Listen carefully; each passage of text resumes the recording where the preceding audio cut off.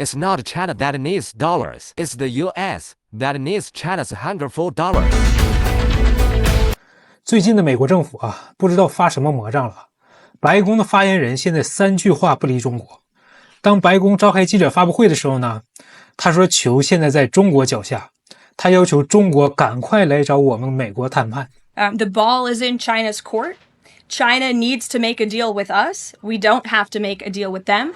There's no difference between China and any other country except they are much larger. And China wants what we have, what every country wants, what we have, the American consumer. Or to put it another way, they need our money. 当接受电视台采访的时候呢，人家主持人都没有问到中国，他还是主动的提到了中国，要求中国赶紧来谈判。Do we have an update? I know that there was discussions today regarding trade and tariffs with Japan. I expect that probably a lot of countries are going to be signing deals in the days and weeks ahead. Can you update us?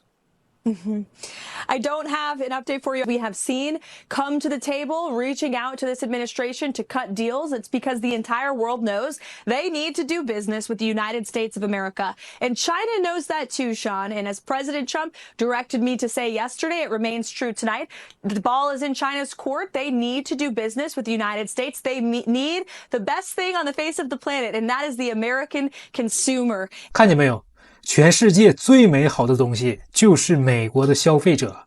中国人，你们怎么就不爱我了呢？我不知道朋友们你们是怎么看的啊？反正我看着就特别有那股舔狗的劲儿，就特别想把前女友追回来的那种感觉。川普呢一直说中国离不开美国的市场，离不开美国的纸票子，可事实真的如此吗？根本不是。实际上，美国对中国的依赖远远大于中国对美国的依赖。金融时报在上周就发表了一篇文章啊，题目叫做贸易、技术和国债，中国在贸易战中手握优势。文章中就提到，一个经常被人们忽略的重要事实，就是中国可以轻易地替代掉所有美国的商品，但是美国不行。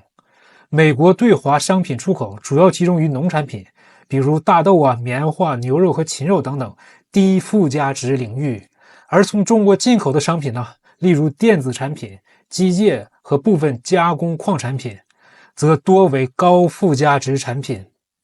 能够提供大豆、肉类等农产品的国家太多了，能够提供石油、天然气等能源的国家也是一样。根据